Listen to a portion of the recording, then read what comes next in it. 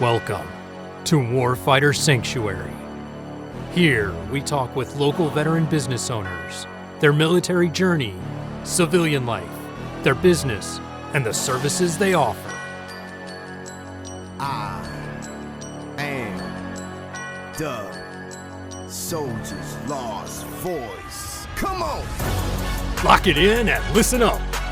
Here's your host, Andre Rivera. Is this what they want?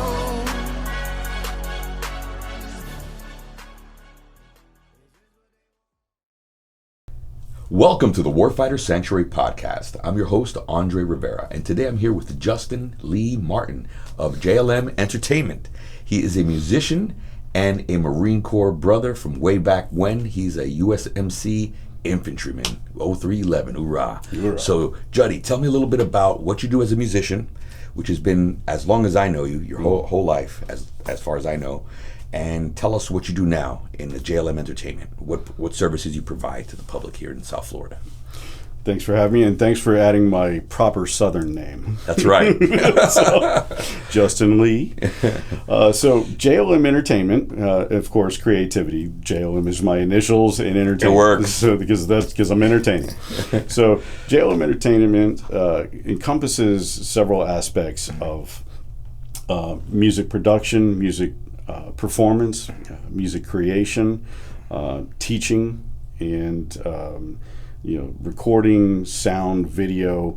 So to break it down, the services that I provide are live sound production. So say you're a band and you don't have much of a sound system, or you want a more professional sound, I have equipment and I can run the sound for your performance at a private party, a venue.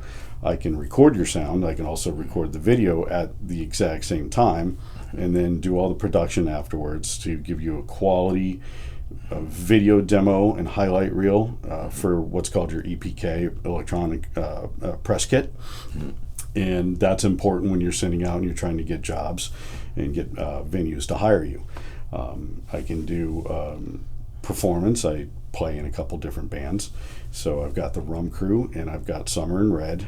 We cater to two different types of crowds. Rum Crew is a little more good time, islandy, and we do a lot of private parties and a lot of private events. Whereas Summer and Red, we play at various restaurants, bars, and clubs. In various forms, anywhere from a duo all the way up to a 4 or 5 piece band, which I also do the same thing with the Rum Crew. We have duos that we do all the way up to 5 piece bands for performances. There is a business aspect to it. So from a business side of it, instead of just a creative and emotionally fulfilling side of it, there is a business side of it. So if you hire me to play, I'm going to take pride in how I present myself, how I play, how it sounds, all the way around. So from start to finish, everything from how the sound's coming out of the speakers and how I mix it, how the performance is actually conducted as far as the actual playing. These are things that to me are important, because you're paying for a product, and I'm going to take pride in accountability in the product that I provide. Audio recording, I can do professional quality audio recordings in various capacities. If you're a full band, you're a solo artist, you need help adding, say, vocals to a track that you already have, I can capture your vocals and do production on that. I also teach. I give guitar lessons, and I do it all from right here, which is Breathe Music Studios. And this is a studio that my dear friend Lucy Piero has, and her and her husband own. And where is it? It's in Boca Raton, give Florida. a shout out. Boca. Boca Raton. And Lucy gives vocal lessons out here, which is how I met Lucy. And her husband does recordings also out of here in audio production.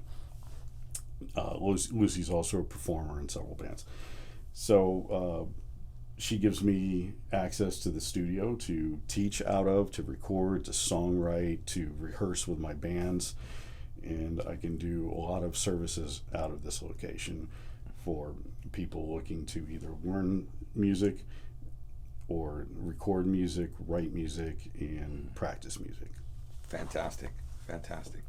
So another aspect that is related but unrelated to music performance is that JLM Entertainment also does consulting, sales, and installation for distributed audio systems, home theater, and smart home integration, which is part of the industry that I have been involved in for about 28 years. I got my start doing car audio and working in retail, and then went to wholesale distribution, manufacturers rep, transitioned into selling both home and car audio and some professional audio, which is related to music production and sound production. And then that led me to where I'm at now, which I'm working for a company called ZZ2, which is my main corporate job while I'm building up my other businesses.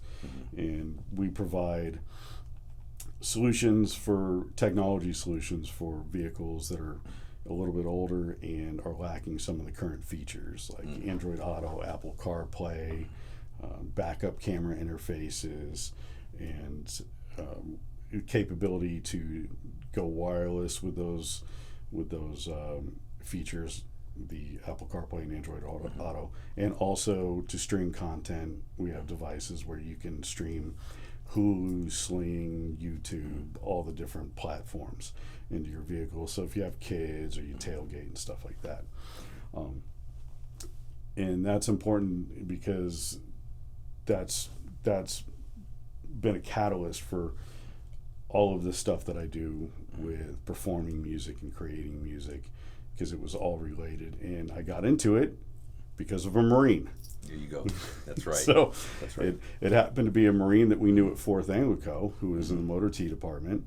And one day after a debt we were on, he said, "Hey, you're a hard worker. Why don't you come work for me?" And I was like, "What do you do?" And then he told me he worked at Circuit City. He ran the car stereo installation and sales department. I was like, it's like, I don't want to do that. Yeah. But I was doing fire sprinkler work, and it was terrible. It was nasty. It smelled. It was hot. I was doing new construction, and my foreman irritated me one day, and I'm like, I've had enough.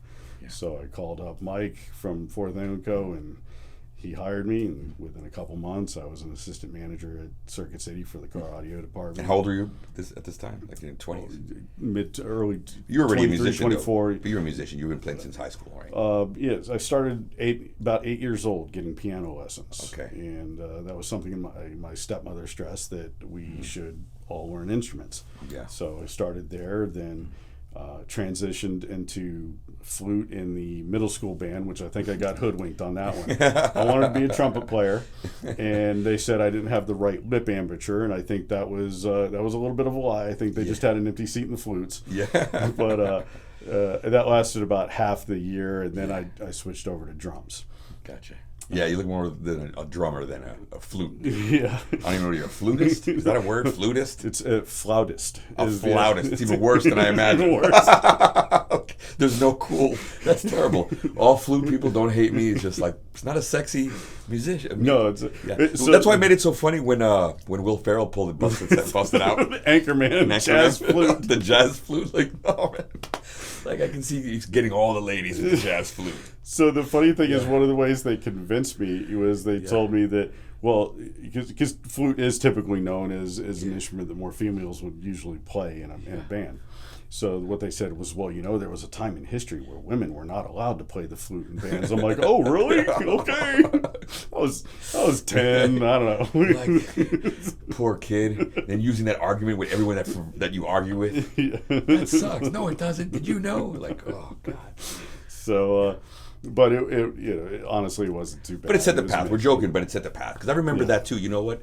And I'm joking, but let me be serious for a second. Because I remember as a kid growing up in Brooklyn and Queens, we didn't have a lot as far as like instruments, but but that was something that the kids could afford. And I remember, I'm talking trash, but I remember getting it for for one semester maybe, And I mean, I got bored out of it. But it was a way to access music, and the foundations of music are the same across the board, regardless of instrument. You know, you still got your do, re, mi, right? Yeah, it's still the same concept. And that's the limit to my musical education, by the way. To get into another subject briefly, so music education is actually incredibly important. It is to children, because and especially for the brain development. Exactly, there are so many things that go along with it, with memorization. If you're learning to sight read. Think of it in boot camp. They tell you that they're trying to train you to instantaneously react to orders. While you're sight reading, your brain has to translate all these little dots on stage or on the page to something that your hands are doing, or breathing and playing with your guitar, whatever it is, and that's incredibly difficult to do. I learned it when I was young.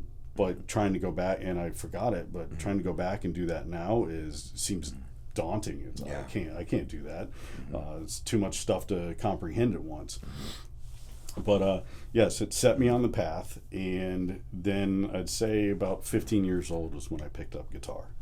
And that I had a very influential music teacher that was quite funny. He was a huge fan of the Beatles, and quite my the favorite band. Yeah, one of mine too. Yeah. He was quite the character, and he once beat up a French teacher at the school while the classes were in session. He was walking down the hall, and he beat the crap out of the French teacher, which is hilarious. Hilarious. Let me ask about that French teacher. Did he run away, or did he surrender?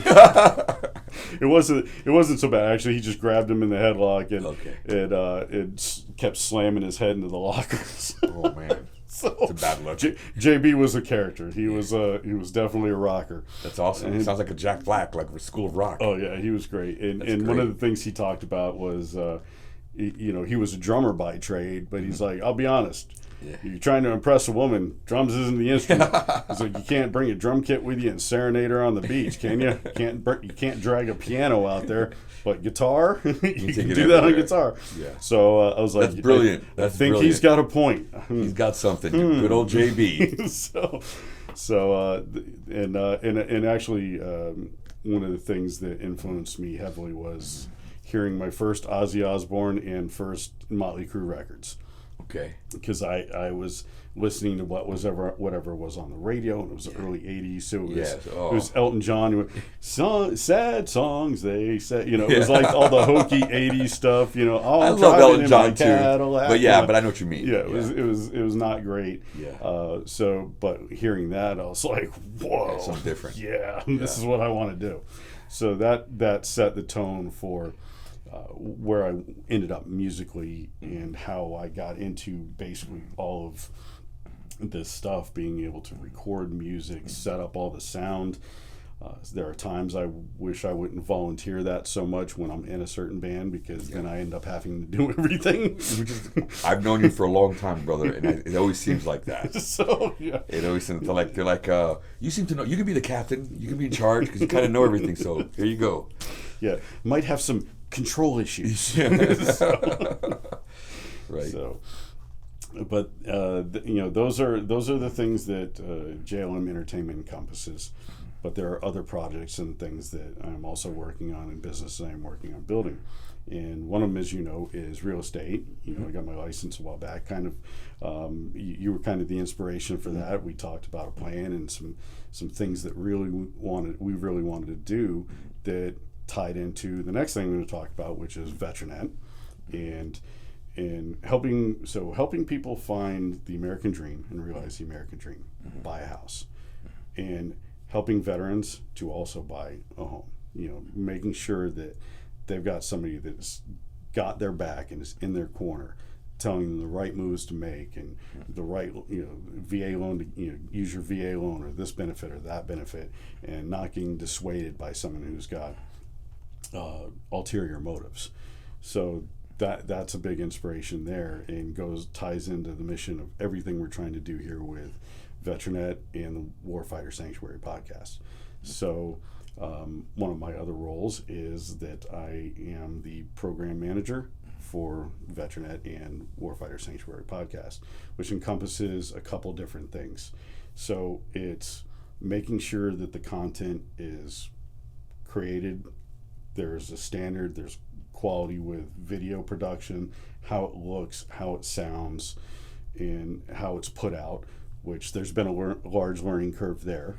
And that's important to know because we are featuring veterans and their business services, whether they own a business or they run a business, we're featuring them. And these are all skills and tools that you and I have both taken the time to learn that are going to benefit these other veterans. Absolutely. And you're talking about the podcast production, you're talking about the social media. Yeah, these are all things that we're learning, and we're going through this learning curve, but these are all things that we can pass on to veterans in any industry because it's applicable across the board.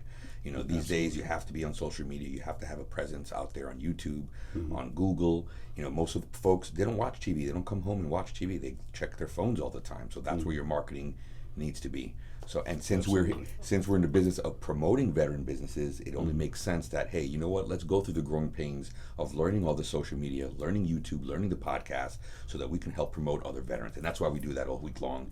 And we're in the editing booth, chopping it all up so we can make these 60-second snippets and then the 1 hour long form content. Yeah, absolutely. And it is it's a lot of work, but we're learning how to make it easier.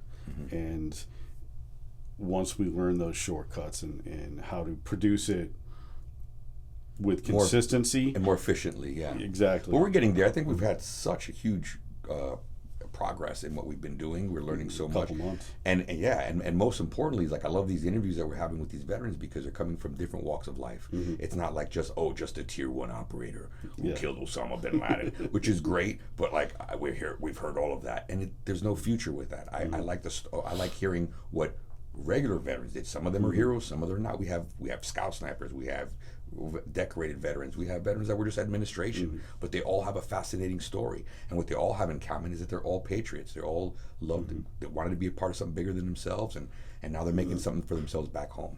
And we just want to help propel that, and that's what you've been doing. And where that is important, and something to point out is, it doesn't matter what role you had when you served. Doesn't matter if you were a cook, doesn't matter if you were motor transport, doesn't matter if you were admin, supply, any of those roles. Every single one is as important as the next one. So the top tier guy, the tier 1 operator that took out Osama bin Laden, if he didn't have somebody in supply sending his bullets, if he didn't have somebody making in an admin making sure he got his paycheck and his family was taken care of, he didn't have anybody cooking the food or making sure that they got the food while they were out in the field. If all those things break down, he can't do what he's supposed to do.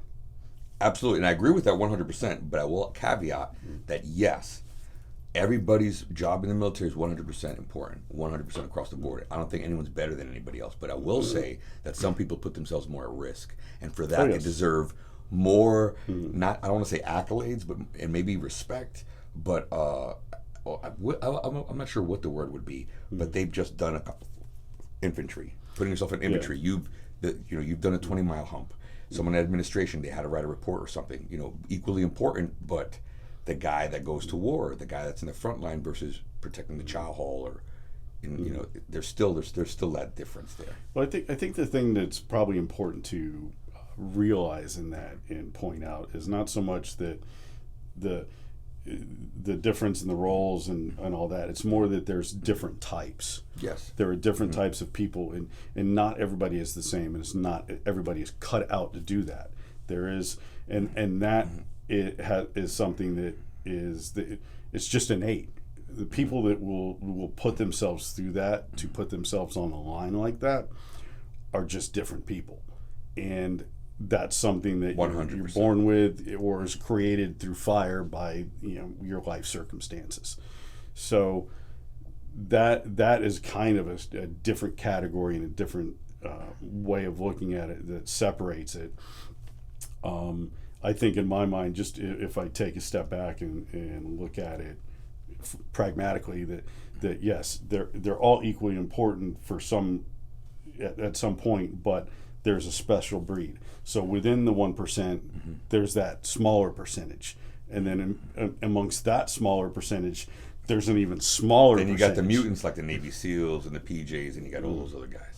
Yeah, I mean, those are people that truly hate themselves because the torture they put want to themselves suffer. so, But there's something exhilarating about taking that risk and going forward, And, well, I think part of that is that every time I've ever pushed myself and gone beyond whatever I thought was possible, it's been completely rewarding. And to know that I did that, I tackled this, and these people couldn't do it, is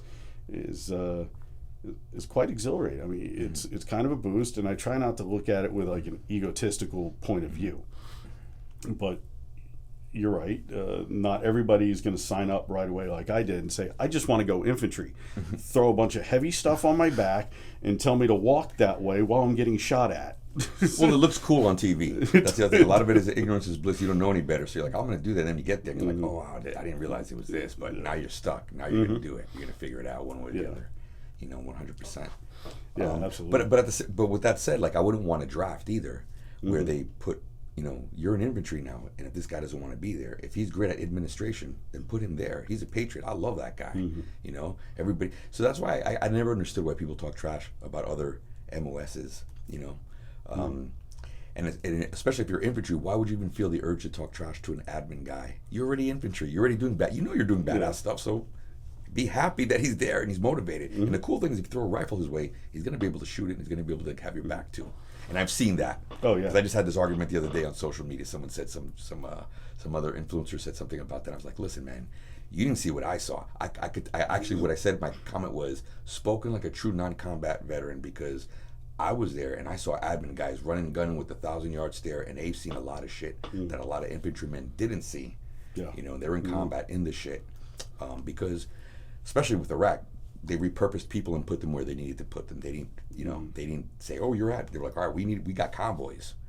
That's a whole. People forget about that. Convoy was something that they just threw in there for us. That was a curveball. Suddenly, everyone had to be running convoys all the time. So you got a lot of those guys that were doing supply, that were doing admin. They had them running the convoys. So that kind of brings up an interesting point, and I'm going to get into some of the training at infantry school and what it was like. Yeah. So, this. There are those people that they say it, they talk the talk, and they say they can walk it, but they freeze up when it's real. Yeah. And there's other quiet people that you would never assume are gonna be able to perform under pressure and do things like that, and they surprise you. And there are examples all throughout history, all of our wars, where there were people in roles that were not combat related like that stepped up and did amazing things. And that goes to, sometimes you never know who somebody is until you really put them to the test. That's the ultimate thing right there that separates people. And there's some people that seem like they can't, just clicks, boom, I'm ready to go. But in the infantry, what we tried to do, since I was in the reserves, I didn't get to like a fleet unit, so I'm sure it's even worse there. But during training, what we did, and this is going to sound a little brutal, it's going to sound a little messed up, but there's a rhyme or reason to it. And we would weed out the weak ones, the ones who kind of snuck past the DIs and got out and graduated boot camp. And these are the ones who talked all the, I'm this, I'm that, back at home I was the baddest, I was the toughest, I was the meanest, whatever. And so in infantry school, we're out in the field all week, and then you have the weekends off. So Friday night you're released, you come back Sunday evening. All during the week, we'd pick two, the ones that were jawing the whole time, and we'd antagonize them.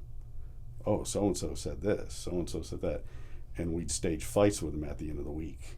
Thursdays we'd stage fights, and we'd take bets on it. And it was to see who was gonna fight and who was really gonna throw down and who wasn't. And if somebody got hurt and they got recycled out, that's just what happened.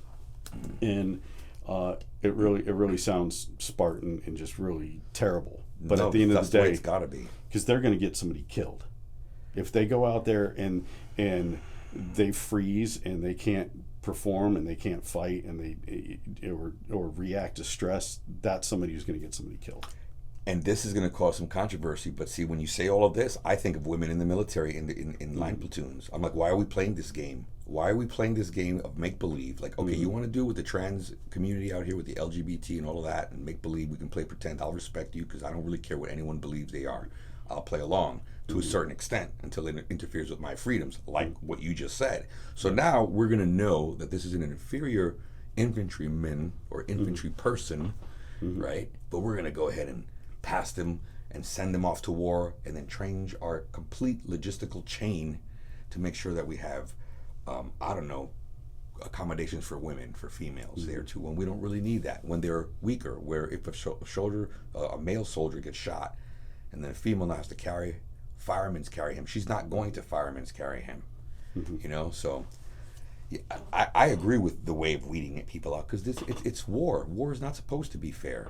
Yeah. You know, war is not supposed to be fair. War is supposed to be whoever's the strongest, the most brutal, who has better technology, that's who's going to win. You know? And inside the military is not a democracy. No. It is a dictatorship inside of a democracy. You guys enjoy freedom and democracy outside of it, but we give that all up when we go in. So your rights, your feelings, all that crap goes out the window for a period of time based on that contract. Yeah. And I know some incredible women. Absolutely. I've seen some Fighter pilots too. I'm all down for fighter pilots out there. Well, yeah, because physiologically speaking, they're can better handle suited. the G's and stuff like that. I'm all for. I know there's the possibility of them getting shot down too, which would be horrible. But I can accept kind of that.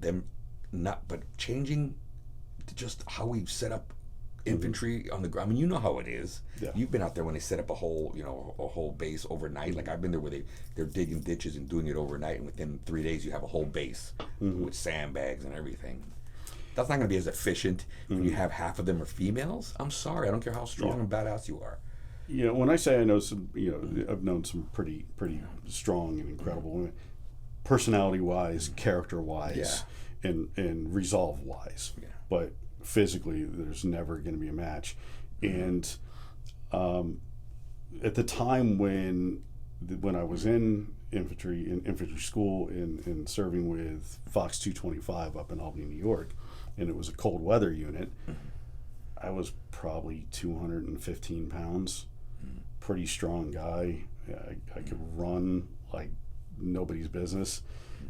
And going through cold weather training and having to tow an Accio full of gear with a rope tied around your waist while you got snowshoes on and the snow's going up, to the middle of your calf, that wears you out. And I've got really, really strong legs, but at the end of the day, that's tough. That is really tough to do.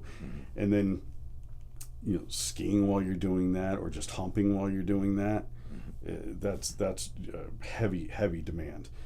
And then it's demanding just doing it on regular ground with a big pack, and you've got extra ammo, you've got extra water. Call of Duty makes it look really easy, doesn't it? Oh yeah, no, it's great there. Just run around. It never gets tired. It's never amazing. Get tired, yeah.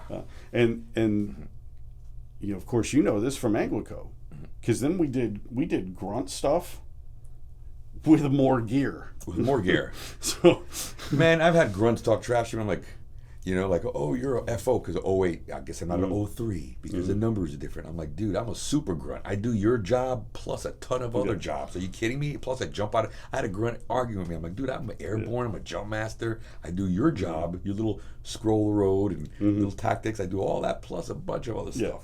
So I'm going to say this for all of you to hear. Grunts, shut up. I've done both, and let me tell you, Anglico was tougher. If we're doing ground and we're not in vehicles and we're humping back and forth and I'm dragging gear with the 82nd or the Rangers, any of these units, it's tougher. So hush. It's true. And then they give us the best gear. Remember they had the pluggers? Like now they got the when we were in, they had our GPSs were this big. Remember? Yeah. GPSs were that big. That was a GPS, the plugger. Mm-hmm. Remember? And then our radios were this big. Each radio. Batteries were the size of radios Carrying today. extra batteries was it sucked. The extra batteries. Mm-hmm. Then the freaking ammo and all that other stuff. But the radios was the worst because each one of us had to have a radio. Yeah. So it was like radios, extra batteries, all that. Man, that was a lot. I can't believe it. And I wonder why my back's all destroyed now. Exactly. Yeah, same here. Mine's my knees, my shins, and lower back are all just jacked up from all that weight and running. Trying to do that with.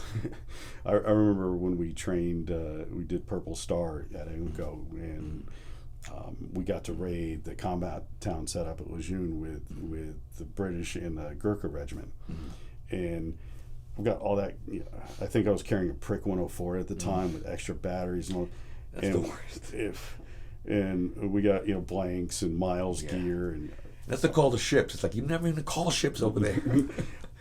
We're running through, and I'm trying to keep up with these dudes from Nepal that maybe this big, and they're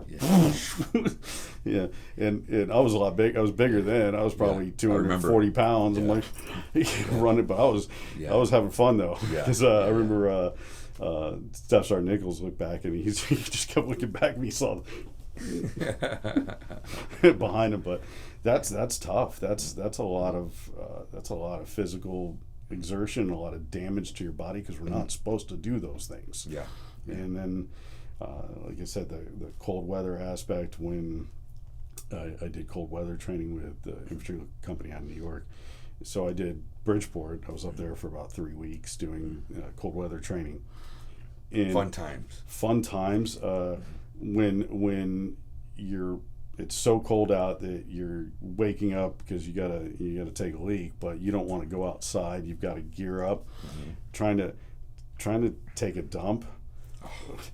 We got the cardboard sleeve to the MRE case, and you're over there. It's freezing, and you're trying to sit on that thing, and it's digging into your legs and your ass, and just miserable, absolutely miserable. And then. You're humping, you're doing those Accio marches like I was talking about, or you're skiing, so you're sweating. But then when you stop, now you're wet, you start getting cold, and they've got gear that tries to mitigate that, but there's only so much you can do in that. But it was interesting because it was more than just moving from point A to point B with the different gear. So with the skiing, it was the telemark skiing, which is like cross country skiing. Absolutely terrible, horrendous gear. It was so antiquated, and I hope they've got something better now because what we had sucked. They had to. Oh, it was so terrible. But it was very interesting trying to learn the tactics of trying to make your way down a hill in a firefight while you're on those terrible things. And these are the things, like, again, they look great when you see John Wick. They look great in movies. But the reality is it's not that sexy, man. No, it's not at that all. Sexy. It's exhausting. Just going from one house. If you got to clear this house and that house, you're going to be burnt, done, beat by the end of that. Yeah. And then our guys just do it over and just day in, day out. I mean, it's being infantry is tough, and that's why a lot of the after their time in the infantry or airborne units, we get a lot of veterans that have that they're disabled, they have injuries. And I know you have injuries, but you get how much from the VA? Zero. Zip zero. Stingy with dinero. Why? Because I'm an idiot. Because I just sucked it up. Let's talk about that because you were infantry, you were in Anglico, you ran, you humped, you carried 104s, you carried with the batteries are this big. And I remember all of that, and that makes me feel bad. But that's part of this message, and that's why we're here now because we're trying to get these veterans that are jacked up. Like, hey, man, don't make our mistakes. Learn from us. Yeah, we're the elders. That's why we're having this podcast because you're trying to share that too. Like that's where I was going with that. Like you talked about how you got your body all jacked up. Well, how much disability you have? Well, you have 0% disability, and I know Intel guys that have 100% disability, and their entire career they sat in the air-conditioned office in a desk. Now, there's some of them are my friends, so I'm not going to talk trash to them, and good on them, they got it, but, I can't say they took it away from you if you never applied for it. Yeah. Because you were sucking it up. You weren't going to be a punk. You were going to be tough. Yep. And you don't go to the medical. Wow. See, these are such that this is what needs to be aired out, man. Because I could tell you the time, like, hey, you better not call sick call. Remember? Yeah. Yeah. So like they encourage you not to report your injuries, and then you get out and you're like, oh, you got nothing in your record book. You're good to go. During boot camp, this knee would lock up at times, and I would have to figure out creative ways to not let anybody know about it and try to manipulate my leg and snap my knee to where I could move it again. And I did get hurt during the 5 mile moat run towards the end of boot camp, and that was one of the many times that I have destroyed my ankles. Well, that'd be the first time. Well, I did it a lot when I was skateboarding in high school. I was a skateboarder, BMX biker, and snowboarder, snow skier. I did all that stuff. If you could end up in a hospital by doing it, sign me up. So, but during the 5 mile moat run, I wasn't looking down. We were going by one of the barracks, and I got the hands raised and yelling. We're saying whatever we're saying, and I'm not even looking down. And there was a giant pothole, and I just caught the edge of it. Oh man! So but here's what it is. They drill this into you during boot camp. The fastest way to get off the island is to graduate on time. Yeah. And they threaten you if you get hurt. Oh, you're going to go all the way back to the beginning and all this stuff. So. That was a pretty bad ankle sprain. There was no way I could put any pressure on it right after I did it.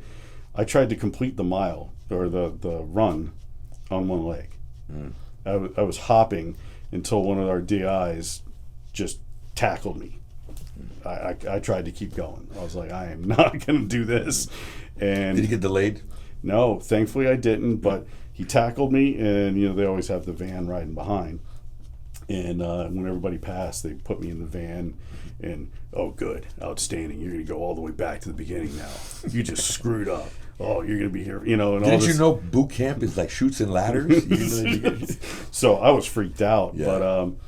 But thankfully they said, because the graduation was like 2 days from that, and so the next day was the day when your parents would come and all that. So family day. So I had to do that on crutches that day, and then they wrapped up my ankle. Yeah, they're not going to kick you out. That's the motivated run. That's the end. Yeah. But they were trying to get in my head. Oh, they do that to me too, man. And but I wrapped it up, and they gave me a bunch of ibuprofen, Ranger candy. And they told me that I would have to sit in the stands, but I would be allowed to graduate. You graduated with everybody else. Oh, I looked them dead in the eyes. There's no way, sir, there's no way I am not walking across that parade deck. Yeah. And that's it. I wrapped that thing up as tight as I could, and I marched that freaking parade deck and graduated with everybody else. It was a shitload of pain, but I was like, I'm doing it. I did all this time, and you're not going to take that away from me. That's right. So, but that's that mindset. I just shut out the pain. It's mindset, and it's good and it's bad, because I understand that you got to suck through the pain to complete tasks and objectives. That I would say, don't quit, and that would be like a 5 mile run, a 10 mile run. Like, don't quit. You can make it just like everybody else. You wouldn't be here if you couldn't make it. You're just quitting, unless you have an injury. Like, there's no reason to fall out of a march. I don't think so. I wouldn't lie. I'd be here lying, saying if I never thought of it, but that would quickly get out. But there's no way. And I thought and it's that peer pressure, but that's good. And it's almost kind of what we're trying to do here with this business. Trying to boost each other up. Like, hey man, look what we're doing, guys in isolation, veterans in isolation that are having an idea but don't want to come out and do it. Contact us. That's what we're trying to build here. But yeah. And that's an interesting point too, because you have to get from a point where it's motivation because other people are around, and not because they're telling you what to do. But you got to.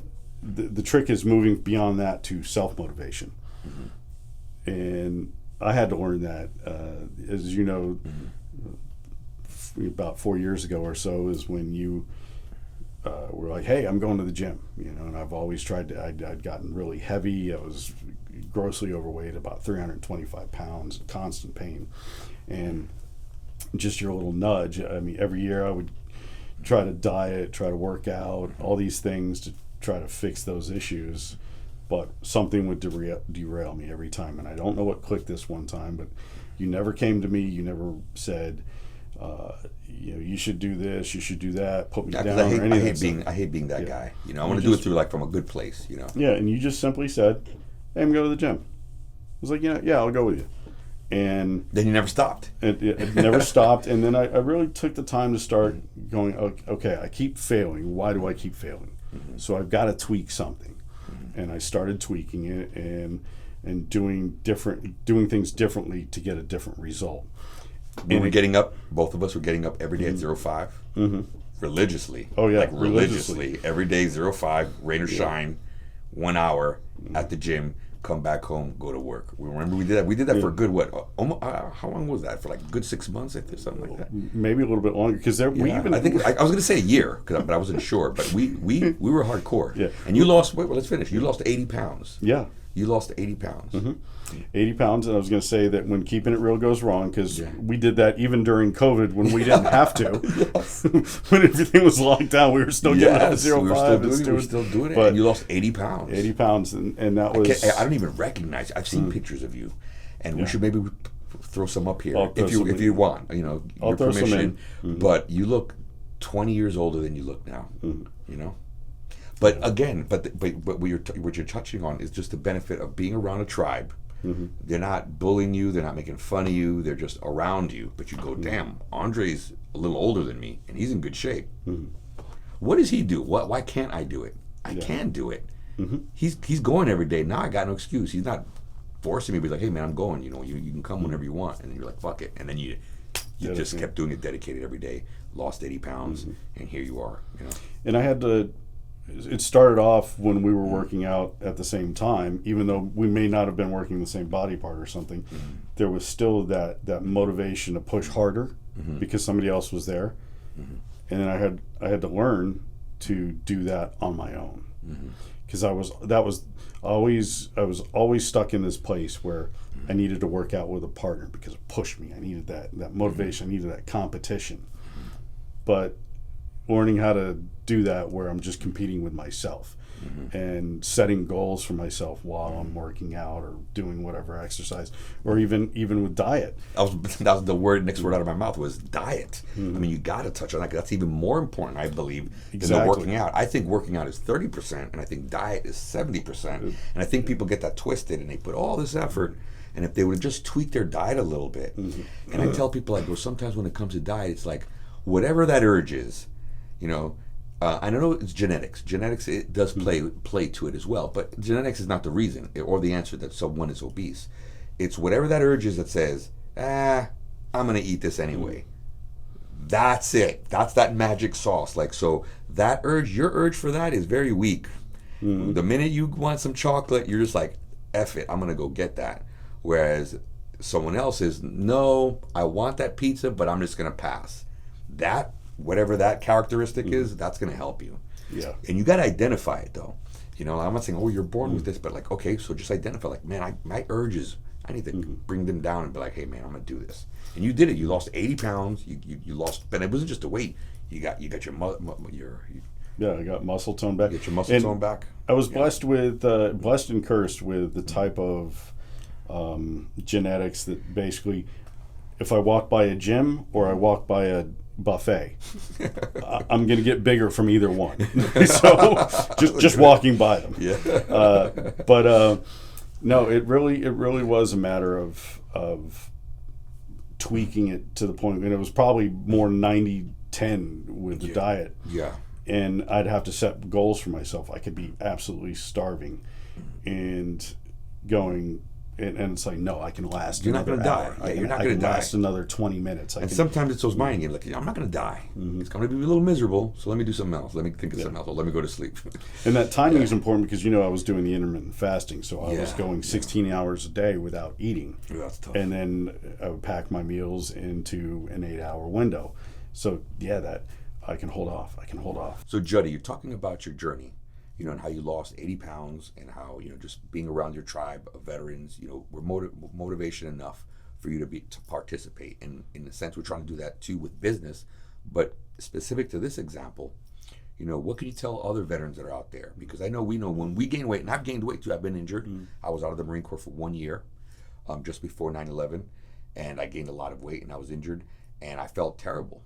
I know that feeling of like you don't feel like a warrior, you feel unfit, you don't feel capable anymore. So it's more than just losing the weight; it's that psychological feel, and getting and when we talk about depression and anxiety and how and where veterans are, you being someone that lost 80 pounds. And went through this, what could you tell other veterans that might be going through what you went through? Well, there are several other things that can affect overeating beyond just genetics and that little thing that says, I don't want that pizza or I can resist it. Sometimes it's comfort. Sometimes it makes you feel good when you feel terrible about everything else. But then afterwards you feel even more terrible because you just ate all that food you shouldn't. It's a snowball effect. Exactly. That's hard. And being somebody that was so athletic, I mean, you snowboarded, you skateboard, I played football, I played all different types of sports. I could do physically, I do damn near anything, when I was younger and in high school. And then all of a sudden to get to the point where, and this wasn't overnight. This was, you saw it. It was over many years. It was like, okay, this year I got a little bit heavier, and I kept it up for a couple of years, and then I got a little bit heavier, and then it just kept getting worse and worse and worse. And so you get to that point, you're like, man, I can make it. I can barely make it up 5 stairs now, when I used to be able to run 5 miles like it was nothing. And play basketball for hours and hours on end, just running up and down the court, skateboard for an entire day, mountain bike for an entire day, physically, and not get worn out. And all of a sudden now I'm on my way to the refrigerator. I'm winded. So it's getting bad with me. It's the injuries. I mean, I'll be sitting down at home and I'm like, I got to go to the refrigerator or go somewhere, get up. I'm like, oh, I got to get up. Movement, and then I get up and it hurts. To my lower back or my shoulder. It's the worst. It's the worst feeling. But to talk about the mental aspect of it, and that's where having some support and tribe comes in, because, and honestly, it completely changed my life in that moment. I mean, I can't even quantify the effects that just that one little thing. Hey, I'm going to the gym. And how it snowballed in one thing and it got beyond just working out and got beyond just dieting. It became a lifestyle. And it translated into so many other things. And I started looking at things going, okay, I've been doing this a certain way all these years and I've gotten a certain result, but I want a different result or I want a better result. So how do I tweak that? And it just really started, the ripple effect throughout life. The rest of my life was monumental, and that's what I can say to veterans out there that are struggling with either their physical fitness, their physical makeup, whether it's weight, whether it's injuries. It's something that you have to remember that it's like TJ said in his interview. Every day, do something to remind yourself of who you are. And you are one of the smallest percentages of people in this country. You are somebody that stepped up, you overcame challenges, you purposefully put challenges in front of yourself and did things that most people couldn't do. So you have it in you. And if you don't have anybody, or you aren't with the veterans in a tribe that, like the ones you served with, then that's what we're trying to do here, is create that and let that reverberate through your life and help you achieve goals without putting you down and without giving you unrealistic expectations, but just being there to say, hey, you want to go do something, you want to try something different, you need some advice. And that's worked, and we've talked about this, but that works 100% because we've done that. We've done Absolutely. that, and not with the gym, but with something else. Where we found a veteran, they needed something, we found, and they're doing great now. Yeah. So this is what we're talking about, absolutely. And Having that was an interesting one too, because it goes to purpose. Somebody that we knew that needed help was given a whole new purpose in life, and not because we're these amazing godlike creatures that bequeath this on. No, we were just reacting, and trying to do the best we could in this situation, and until we found a better solution, all we could do was throw distractions. And that was, we went biking the one time, and then there was that veteran got a motorcycle, but then it was some music events with you, and coming out, doing some and taking some pictures and hanging out, and doing things, and eventually found the perfect fit that they didn't even know, that they didn't even think about until they ran into us. But again, it's not about highlighting us; it's about highlighting a veteran network, because we were like, you know what, we know this veteran now. And who else do we know in our network? Okay, well, and like you said, we tried different things, and then one match, and now that person is 100 times better, squared away, happy, and we want to replicate that 1,000 times over, so we don't have our 40, 22 a day or 44 a day, because I don't think it's 22 a day. I'm pretty sure it's 44 a day, but and that's how we can do that, by just making these connections, because there's tons of veterans. We got to force a multiply instead of and that's the difference between the VETRENET and what we're trying to do here. We're not like, hey, we're creating this thing and this is going to be the solution. Instead, we're saying, hey, the solutions are out there. They're just all over the place. We're going to organize them, okay, and then we're going to make these connections so you can find each other, locally where you're at. And I'd like to mention that for people that have seen some of our other episodes, that we're in a different setting today. Yeah. And part of the reason for that is like we just talked about. We were doing what we could, little stopgap measures, and it was finally something that was suggested, and you connected this veteran with somebody that put him on a new path. So my message is, try new things, try different things. Get out of your comfort zone. Don't be afraid. And that's why we're here. Exactly, and we feel we're more inviting because we're veterans. It's not so alien. It's kind of hard for a veteran to be like, hey, try this yoga with all these civilians you don't know, or hey, try this social event.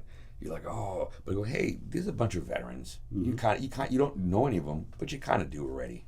Yeah, you guys kind of know each other already, even though you haven't met ever. You kind of know each other already, right? And then, hey, they're doing this, and then you that's how you find the tribe coming out, And there's more to it than just like, so obviously music is a big part of my life, and I love sharing it with people.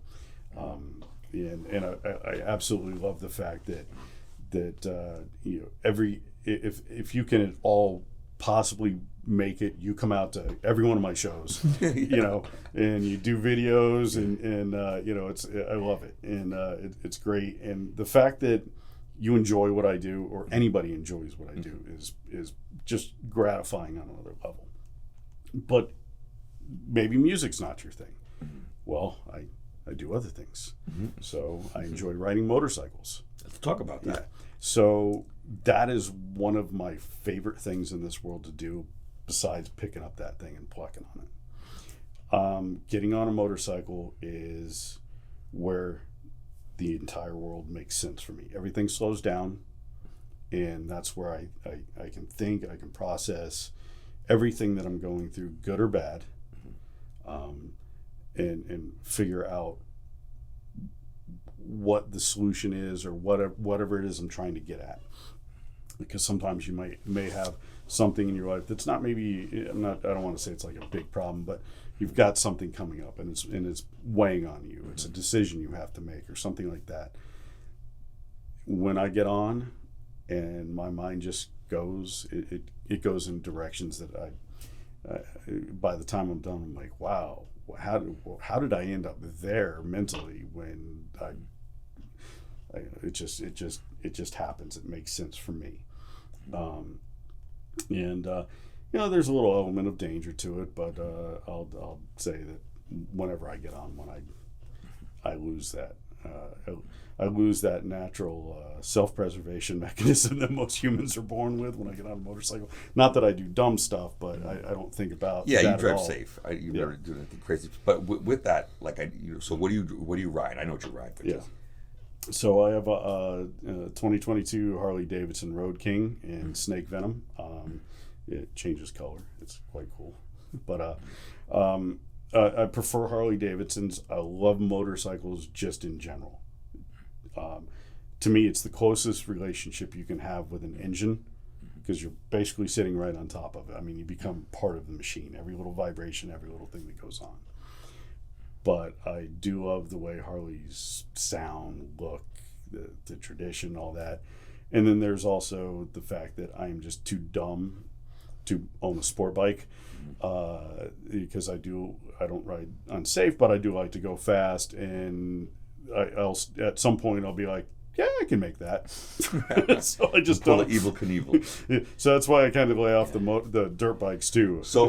But I want to be clear too. So you ride a Harley, but you don't wear a costume or uniform when you ride your Harley. No, I don't do Sam Crow or Hell's Angel cosplay. You know. No, getting all decked out in leather and looking like a BDSM video from a gay nightclub is not my thing, man. So The Blue Oyster. the Blue Oyster. I've been there. I've never been there. Old school people know what that is. And we're joking, and I don't want to. No, we're not offending anybody, but yeah, I mean, it's like we wore a uniform long enough. Why would I come out and then wear another uniform? And I don't want to be identified. I also like the idea of having my anonymity, and I guess that's where I was going with that. Like, I noticed that when you ride your motorcycle, I've never seen you wear a leather jacket. I mean, maybe if it was cold and you were going cross country. Cold, I do have but one. like not as a costume, not as like, I got to wear this because it says this and it says this, and I look like a NASCAR. And it's almost like a personality that goes with it sometimes, and I guess that's why I don't like that. It's almost like, again, it becomes a cosplay, unless that's Well, for me personally, I've never joined, and I've been asked many times to join different motorcycle clubs and all that. For me, I don't like rules. Okay. Yeah. I lived a very regimented existence for 8 years in the Marine Corps, and there was a specific set of rules you had to follow. And when I jump on a motorcycle, it's for freedom. Exactly. I don't want somebody telling me that I have to ride a certain speed in the pack and this and that, and there's positions and this dude that you barely know got into an issue or an altercation or a problem on the road, so now you all have to go over there and deal with it. Like like no. I have a hard time enough managing myself. Now I'm responsible for other people's mistakes on the road. Exactly. Like no, So I tend to not want to do that. I mean, I've got. But you don't ride alone. No, I do have a crew of people that I ride with and get friends, but it changes. It's not the same ones every time. There's a couple of the same core players, but we have all sorts of people that come in and out ride with. Sometimes they're on sport bikes, sometimes they're on Harleys, and sometimes we get guys that are in clubs. I get some guys from the NAMM Knights that come out and some other ones, but none of the people I ride with really subscribe to that too much, and it is that rules and I don't want to go to meetings. I just don't want to be involved in that. I don't want to be meetings. Excuse me. So for me, that doesn't fit my lifestyle or the things that I want to get out of riding a motorcycle. But I think it's important to identify that motorcycle club culture grew out of veterans from after World War II. And they were seeking a group and a tribe to connect with and interact with and be together, because they all had a shared experience, and at that time a shared trauma but they didn't call it that at the time. And that's what they were seeking in coming together that way. So that's where that motorcycle culture grew out of. But for me personally, I just don't subscribe to the dressing up in leather, and some of the names these days are just getting ridiculous. Don't say them. I don't want them coming to the top of us. Oh, it's not any it's not the outlaw gangs. There's a difference between motorcycle clubs and then like outlaw gangs. It's not those guys. Oh, okay. It's the guys who want you to think, but they're not really. Gotcha. Yeah, I know those guys. So, yeah, exactly. So yeah, to me, it doesn't fit. But I do have some veterans. I have some former police officers and current police officers and sheriffs that ride with us from time to time, and then just garden variety civilian everyday Americans. And but it is a lot of fun, and there is something very cool about when you're riding in a pack of people. And I'm generally near the front, because I just don't want to be behind anybody.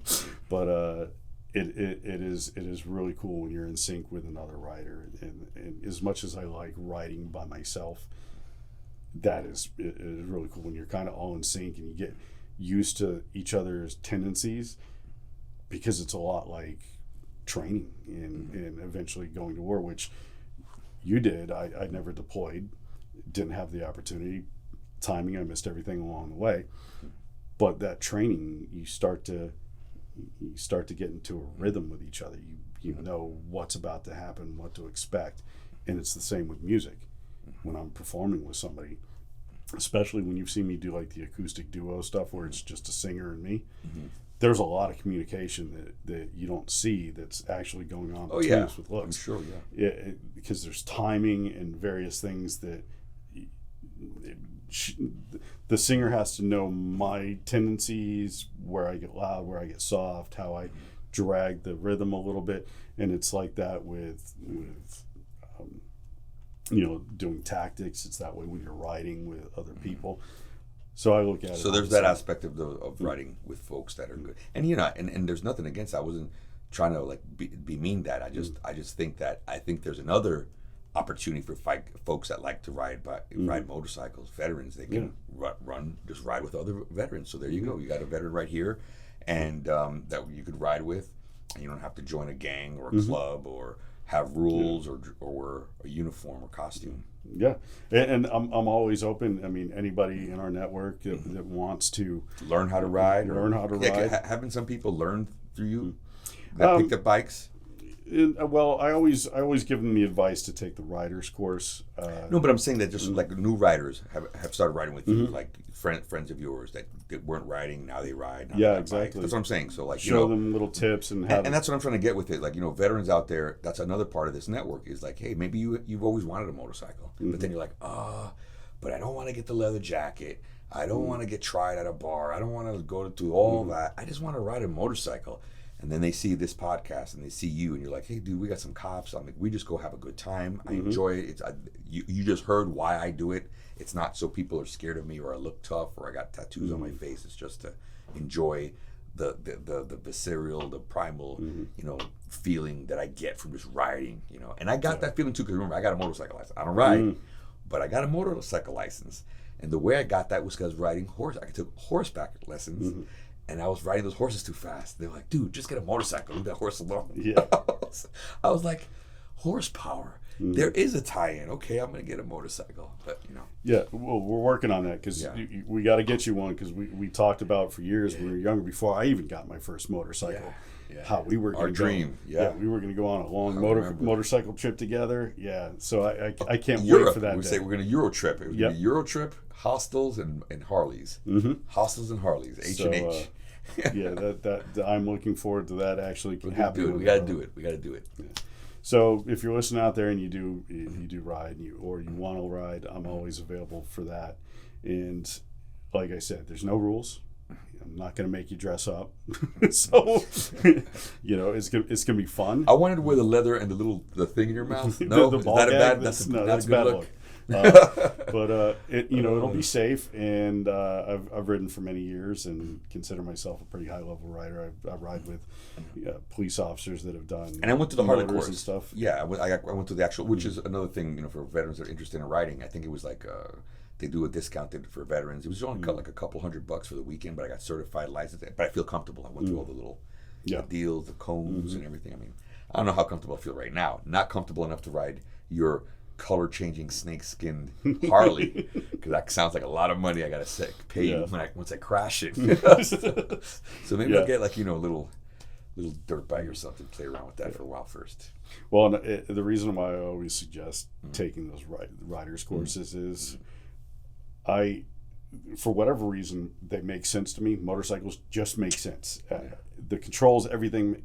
But I learned to ride when I picked up my motorcycle from the Harley dealership and rode off with it.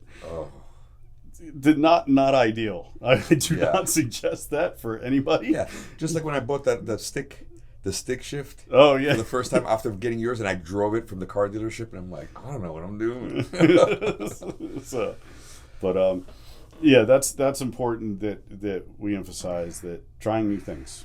Try new things. Get out of your comfort zone, because there's so much out there, and that's what we're trying to build here. That's what we're trying, and that's another reason why we're highlighting you today. Because I wanted to talk about the different things you do, because as my co-host, a lot of people see you in the background, but they haven't really got to know you. And I wanted folks to go, hey, he rides a Harley. No, he's not wearing a costume. He's a Marine. No, he doesn't have a grunt style shirt on.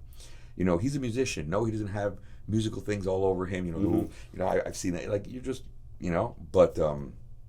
You have all these different aspects to your personality, and there's other veterans out there too that have those same type of tendencies, or they find joy out of the same thing. So there's more of us out there, is what I'm trying to say. Yeah. And don't judge by a book by its cover, because if I saw you, I wouldn't know that. Like, he plays music. He likes the Beatles. He looks like he likes Tool. Well, you like Tool too. Yeah, I do. I like the Beatles. I like so many different things. But I know. I will tie in one common theme that has to do with that type of personality that would join the military and then join something like infantry and all that, is that, believe it or not, music is a lot of work.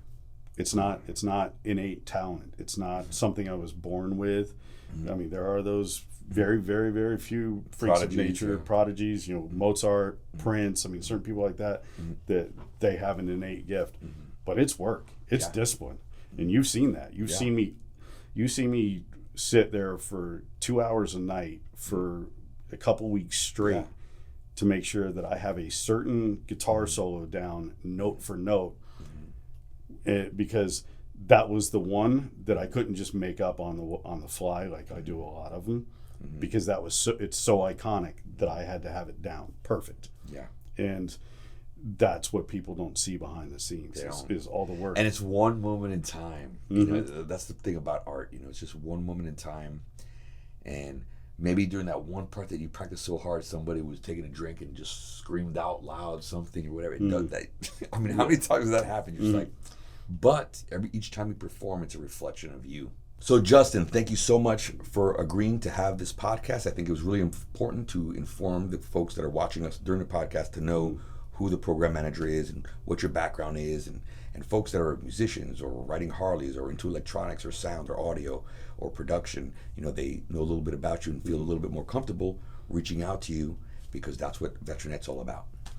Yes, and thank you for giving me this opportunity, because as you know, I've not been a big part of the veteran community for a while, other than a few close friends that you and I both had.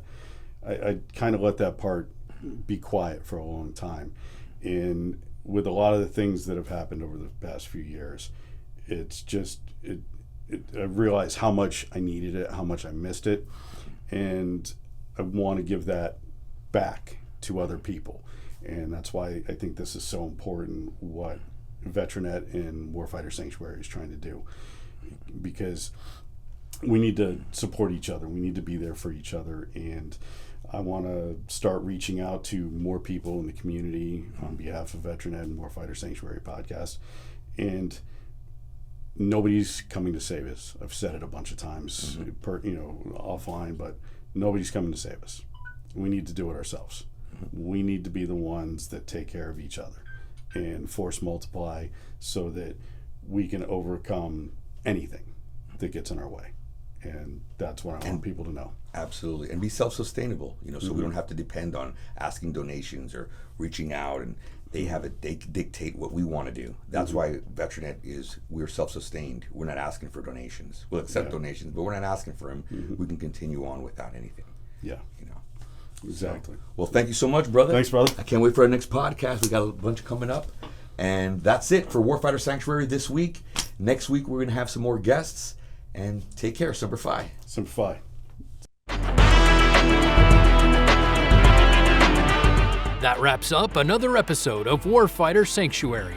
Thank you for listening. For more information on VETRENET and the businesses featured in this podcast, be sure to check out our website at VETRENET.com. That's www.Victor Echo Tango, Romeo Echo, November Echo Tango.com.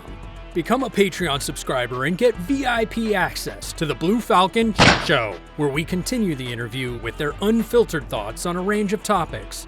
Some serious, some trivial, always entertaining. Like and follow our Facebook page to join the community at facebook.com/groups/VETRENET. Intro music provided by Army veteran Sabo of NSA Entertainment. Post-show music provided by Marine veteran Justin Martin of JLM Entertainment.